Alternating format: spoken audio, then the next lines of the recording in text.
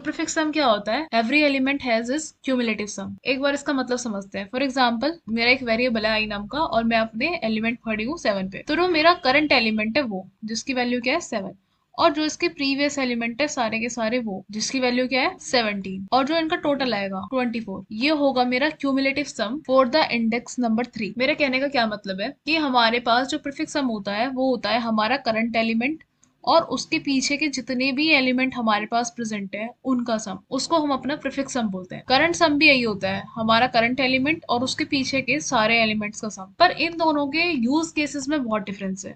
यही चीज सबसे ज्यादा कंफ्यूज करती है कि हमारा प्रीफिक्स सम और करंट सम क्या होता है, इन दोनों में क्या डिफरेंस है। अगर ये चीज क्लियर नहीं हुई तो हम अपने क्वेश्चन को बिल्कुल भी सॉल्व नहीं कर पाएंगे, हम उसे समझ ही नहीं पाएंगे कि इनके एक्चुअल यूज केस क्या है। एक बार जो है यहाँ पर देखते हैं, जैसे मैंने यहाँ पर प्रीफिक्स सम कैलकुलेट कर रखा है और मैंने इस जगह करंट सम कैलकुलेट कर रखा है। तो जो मेरे प्रीफिक्स सम है, 0th इंडेक्स के लिए वो 10 आ रहा है, 1 के लिए 15 आ रहा है। इसमें मैं क्या कर रही हूँ, हर एक एलिमेंट में जब भी मैं नेक्स्ट इटरेशन पे आ रही हूँ तो अपने प्रीवियस एलिमेंट को ऐड कर रही हूँ। जैसे कि जो है मैंने अपने इंडेक्स 1 के लिए कैलकुलेट किया है, तो उसमें जो मेरा प्रीवियस इंडेक्स है 10 वो, और जो नेक्स्ट इंडेक्स पे वैल्यू है 5 वो, उन दोनों को प्लस करने के बाद मेरे पास अपना रिजल्ट आया 15। तो मेरा जो प्रीफिक्स सम होगा इंडेक्स 1 के लिए उसकी वैल्यू होगी 15। ठीक है, इसी तरीके से मैं अपने बाकी इटरेशन के लिए भी प्रीफिक्स सम कैलकुलेट कर लूंगी जो मैंने यहाँ कैलकुलेट कर रखा है। इसी तरीके से अगर मैं अपने करंट सम को देखूँ तो ये भी बिल्कुल सेम है। पर इन दोनों में जो मेन डिफरेंस है वो है इनका यूज केस, ये यूज किस लिए होता है और कहाँ यूज होते हैं। जैसे हम अपने करंट सम की बात करें तो हर एक एलिमेंट का खुद का सम होगा, लेकिन तब जब उसकी करंट इटरेशन चल रही होगी। अगर उसकी करंट इटरेशन हट जाती है, हम अपनी नेक्स्ट इटरेशन पर मूव कर जाते हैं, तो जो प्रीवियस इटरेशन होगी उसका सम इनवैलिड हो जाएगा, उसके सम की कोई वैल्यू नहीं रहेगी, उसके सम को हम यूज नहीं कर पाएंगे। तो पहले एक बार इनके यूज केस समझते हैं। तो इसमें हमारा जो प्रीफिक्स सम है वो हमारी रेंज क्वेरीज के लिए यूज होता है, और जो हमारा करंट सम है वो हमारे टेम्परेरी रनिंग सम के लिए यूज होता है। फॉर एग्जाम्पल, जैसे मैं अपना एक लूप चला रही हूँ जो मेरे एरे के सारे एलिमेंट पे ट्रेवर्स कर रहा है, वो 0 से स्टार्ट हो रहा है और एन तक जा रहा है। अब इसमें मैं अपना करंट सम निकाल रही हूँ। करंट सम में क्या करूंगी, करंट सम के अंदर मैं अपने एरे के हर एक एलिमेंट को ऐड करती जाऊंगी।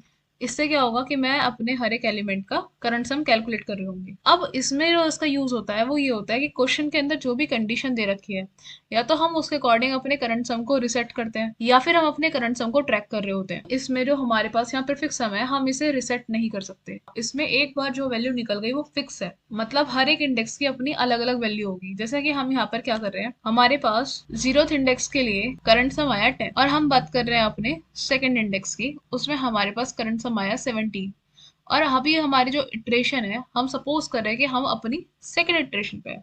इसमें बीच में हमारे पास फर्स्ट इटरेशन भी होगी जिसका सम हमारे पास 15 आया है।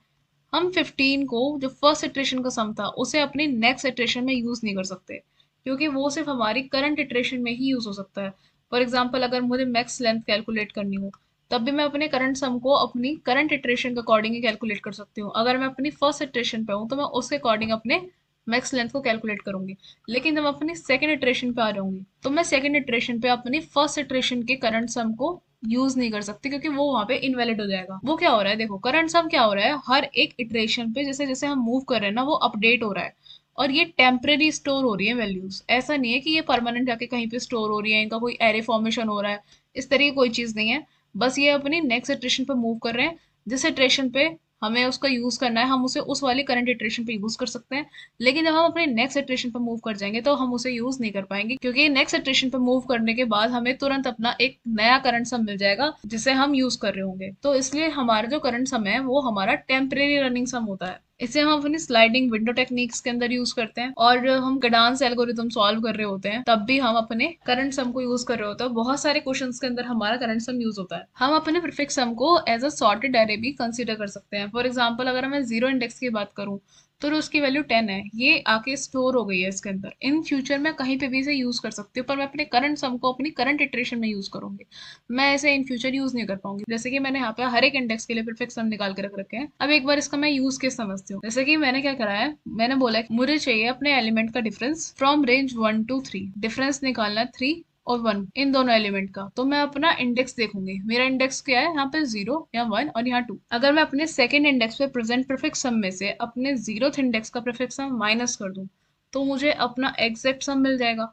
जो मैंने यहाँ पे कर भी रखा है। मुझे अपने 1 2 3 एलिमेंट की जो रेंज है उसका प्रीफिक्स सम कैलकुलेट करना था। तो उसका प्रीफिक्स सम मैं कैसे कैलकुलेट करूंगी, इंडेक्स 2 में से इंडेक्स 0 को माइनस कर दूंगी, जिससे मुझे अपनी एग्जैक्ट वैल्यू मिल जाएगी। इसे हम इन फ्यूचर यूज कर सकते हैं और इसकी टाइम कॉम्प्लेक्सिटी big O होती है। अगर हम एक बार अपना प्रीफिक्स सम कैलकुलेट कर लेते हैं तो उसके बाद सम निकालना, डिफरेंस निकालना हमारा कांस्टेंट टाइम में पूरा हो जाता है। ये चीज हमें समझ में आ चुकी है। दोनों की वैल्यूज सेम आती हैं, लेकिन हमारा prefix sum in future use हो सकता है और हमारा current sum in future use नहीं हो सकता। तो